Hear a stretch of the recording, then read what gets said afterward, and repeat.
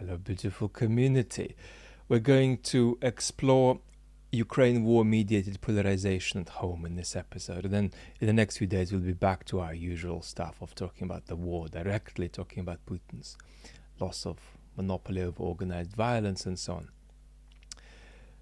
Now, I get people writing into me who are divided about the Ukraine war in their marriage, in their partnership, in their family. Probably twice a week. So it's kind of one of the top 10 most common themes for letters and questions. And this is one of the less tragic ones because we're talking about a long-term partnership here, but young people just about under 40 and no kids involved. So we won't read the full letter, we'll just read my quick bullet points from it, and then we'll engage ourselves a little bit in a way that'll illuminate perhaps the war a little, but more than that, polarization about the war at home and other issues too, of course. My partner supports Russia, or at least doesn't want Ukraine to be supported by the West. So 90% of the time, it's 90% of the time it's the male who is soft on Putin, doesn't want to help Ukraine. He partly thinks that it may be good for multipolarity if Russia wins. He has many negative things to say about Ukraine, very few negative things to say about Russia. And notice how we're going to do this without condescension. And in fact, I'm going to tell you that it's a moral disgrace on your part to begin this by condescending. Some of the content he watches, so this feels to me like a sort of a slide that took perhaps half a decade with this young man. Content he watches includes Dark Horse, Glenn Greenwald, Aaron Matte, and he is reluctantly considering voting for Trump in 2024.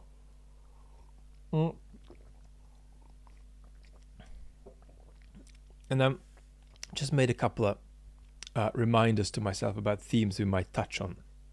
So let's dive in. First of all, now, what are we actually talking about at the moment when we're talking about the war? Let's just refresh ourselves over the course of a minute. Putin at the moment wants to freeze the war. He wants to minimize the internationalization and globalization of the war.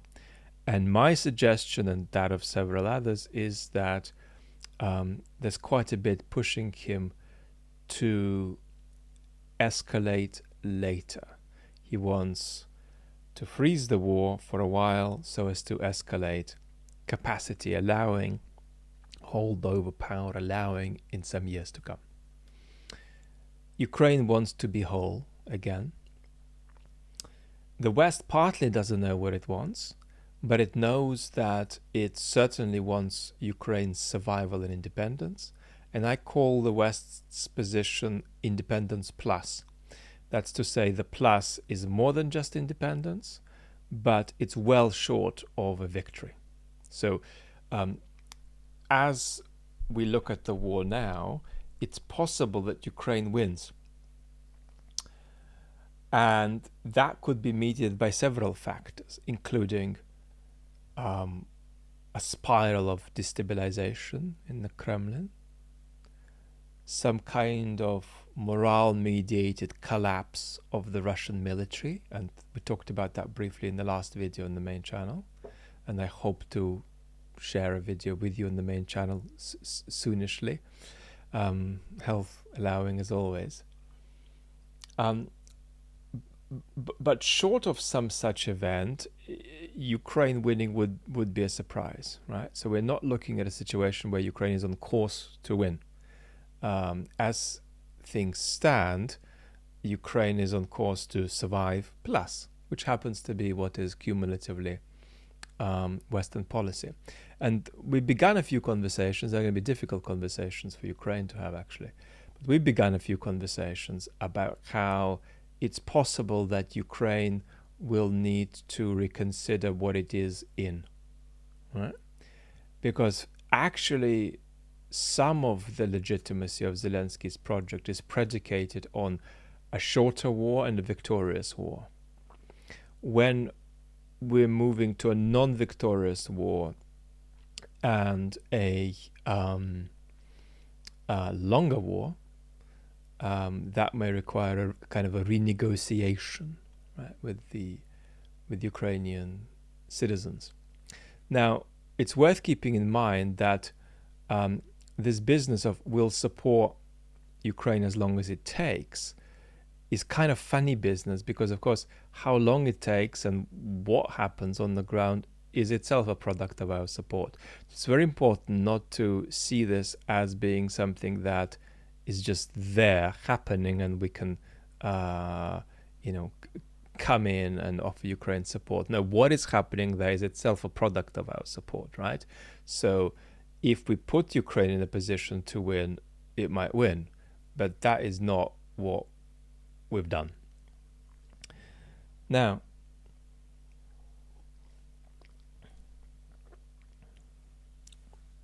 polarization is happening increasingly in all Western countries. You've certainly got millions of families, marriages, partnerships that are struggling because the relationship there reflects the national polarization. And that'll happen increasingly. And I am certainly seeing a lot of relationships that weren't polarized becoming polarized when one of the two partners begins to drift in some direction.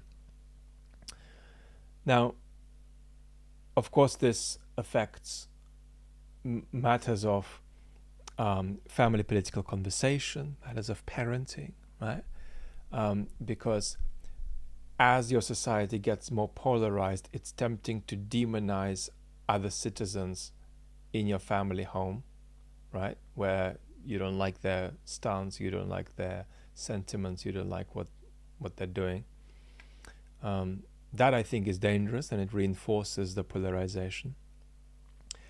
But all of this is scary stuff. And I think when you're in a relationship that begins to experience polarization, it's scary because you partly don't know where that border is, right? I mean, have we reached a point where the relationship is unsustainable, or is this manageable? How do we know? Do we get a therapist? Are they gonna know? And so on. So these are uncomfortable waters. Let's say a little bit about this. So I think two things are very important in the relationship. One is the non-negotiables and boundaries, if you like, and the other is shared values. Now, the non-negotiables are themselves negotiable, right? And that's very important in a healthy relationship. That you negotiate about what your relationship considers non-negotiable.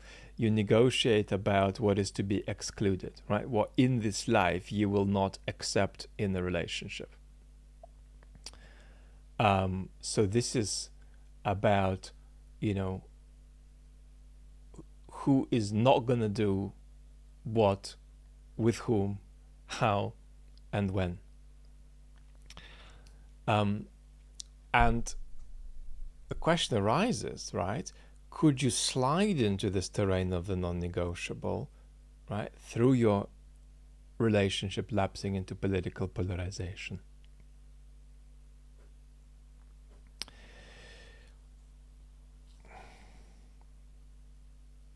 So let's take an example of a non-negotiable. I mean, I have some non-negotiables in the relationship. For me to partake in the relationship, there are going to be 5 or 6 things that are, without anything else being considered, they have to be excluded. Violence being one.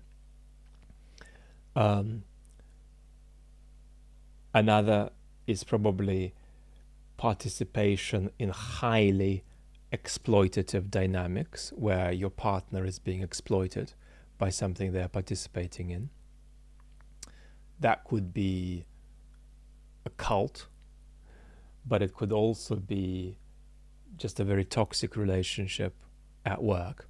And when you say non-negotiable, you don't mean that it has to end now, but if the relationship runs into something that's non-negotiably unacceptable, then it should be a cooperative project in time to remove that thing, right? So let's say that one of the partners has a work project, a professional project with their ex, and their ex is manipulating them because they want the relationship back, right? So that project is now entirely become about the partner's ex manipulating them into greater time together, intimacy, and so on, and trying to undermine their new relationship. Now, if that project is terribly professionally important, you're not going to say it ends tomorrow. You're going to say, we as a couple work toward you extricating yourself from this exploitative relationship over time.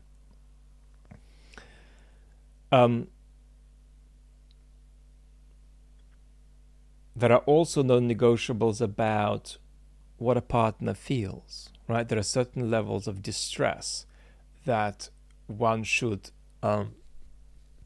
non-negotiably not be open to your partner feeling.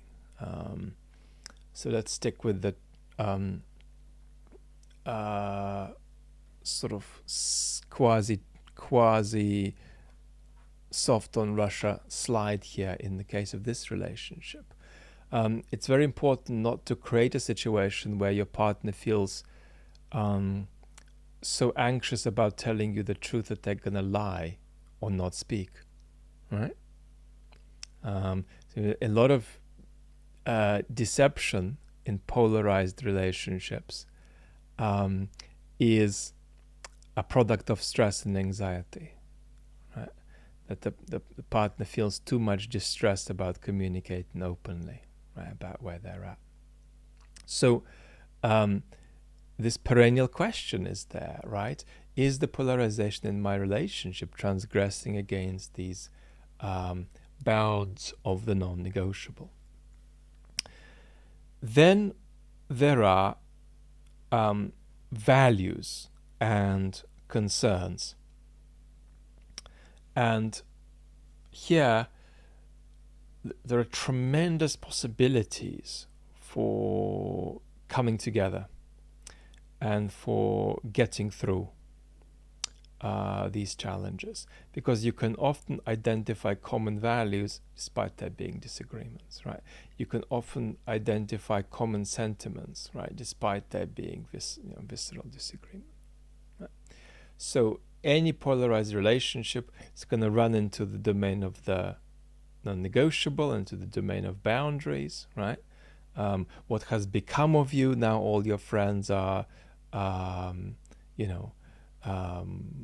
fans, obsessive fans of the Dark Horse podcast, and all you do is talk to them. What has that made of you? I don't recognize the person that you are, blah, blah, blah. So the issues that arise around this business of boundaries and non-negotiable, and then this business of the shared values, which is always a very, very important constructive resource. Now, talking about this, very importantly, commitment is not the same as compliance, right? There's a tendency to extract from your partner, to inspire your partner into some kind of commitment that you want them to feel, but you don't want to do that by just making them comply, because that's a different thing. It's very important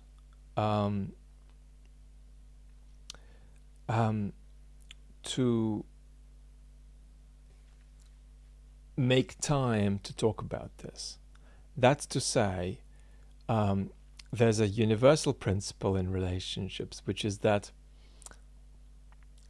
you don't raise something unless there is time to raise it, right? If you've got a situation at 7:25 in the morning and 3 kids are running about or whatever, they're on the way to school, and then there's a work call coming through and somebody's going down with some kind of health issue, that is not a time to say, well, I want to have a really serious conversation about something. So don't raise the issue at the wrong time.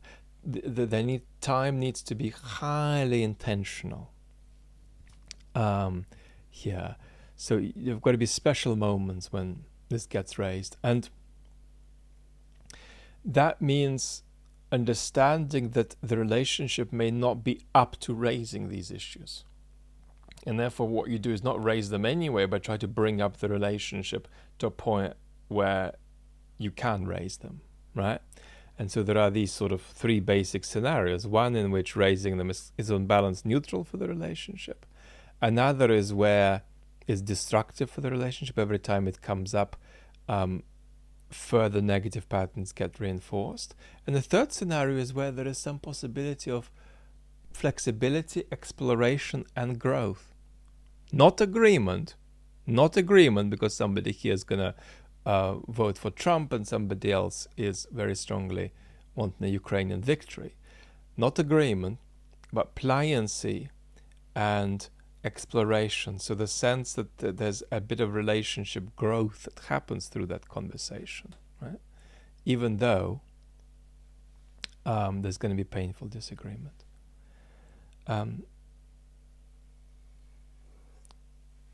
What do both partners feel, right? What does the Glenn Greenwald, let's not support Ukraine and I'm going to vote Trump partner feel? Like, what are they really feeling? They're not just wrong. This is a political sentiment.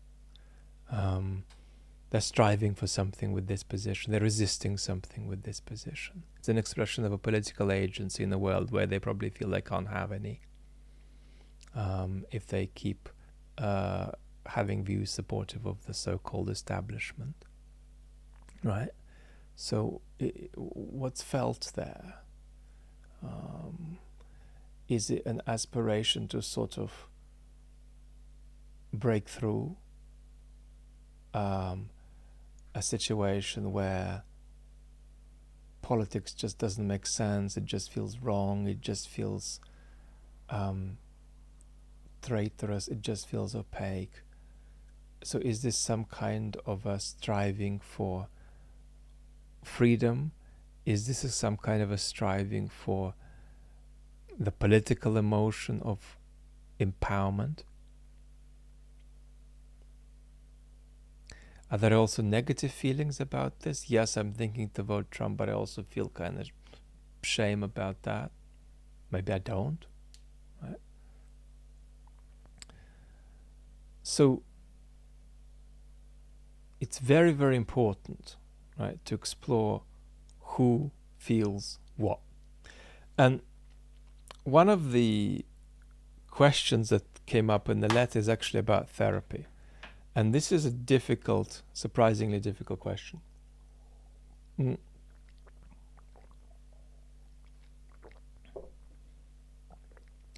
One-on-one therapy is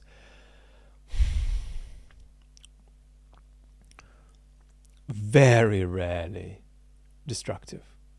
9 times out of 10, when the therapy is no good, you're basically going to remain in a standstill. Things are not going to get worse. But couples therapy regularly damages the relationship, and often needlessly and irreparably. So the conclusion to derive from that is that couples therapy is amazing, it's essential. I'm a huge supporter of it in most cases, but it's hard because just any couples therapist could do damage to the relationship. In particular by what I would call equalization, and by not distinguishing properly what the two clients say from what they feel behind what they say. So imagine that the partner here hears the mainstream of politics being brought up, let's say the Biden family, and his reaction is disgusting. And his partner's reaction is, oh my God, I mean, this is just sort of destructive, aggressive, angry emotion, feels almost violent. Why would you say that? Right? And then the therapist comes in, the not good quality therapist comes in and says, yeah, so, your partner is asking you, why would you say that if it makes her feel like this? Right? Why? And don't you want to say something that makes her feel different, that makes her feel positive, right? But what we're already witnessing here is a detachment from the business of attending to what one feels and emphasizing surfaces instead, emphasizing what one says first. And a kind of equalization, as though you can adjudicate conflict without getting to the bottom, not just of what each client feels, but of how healthy and pathological or proportionate what each client feels is. Right? That has to be kind of explored too, right? So what does this boy mean when he says disgusting? What is that? Is that some kind of verbal assault? Or is he, in his mind, trying to protect something? Trying to protect some kind of political agency, some kind of political oxygen that he is striving to sustain for himself, right? Because he is maybe not yet, but potentially drifting into a situation where truth becomes oppressive to him, right? Where his sense of political agency just clashes with the capacity to read the world. And then soon you're going to see this particular position overlap with particular positions on other issues. But we gotta understand what he feels and evaluate that, not just what he says. And we might discover that it's more complex than that, right? And you and I have had many conversations about how in modern Western societies there is a good degree of conflict between truth and the sense of political agency. And that conflict is not the fault of individual citizens. It's a social problem that has arisen at a particular historical stage in the development or decline of Western democracy. Yeah? It's not Barry, Harry, and Ricky's fault that they can't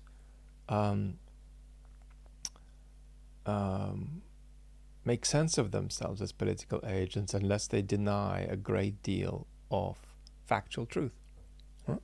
How did we end up in this situation? Right?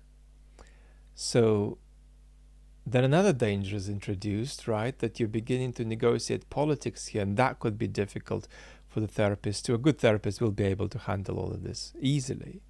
But there's a risk. You see, there's a risk that this gets more rather than less corrosive via the therapy process. So this has been just a tiny exploration, and we're going to talk more about polarization in a systematic way soon. I hope this has brought some value, and we will be back to talking directly about the war in the next episode. Lots of love. Bye-bye for now.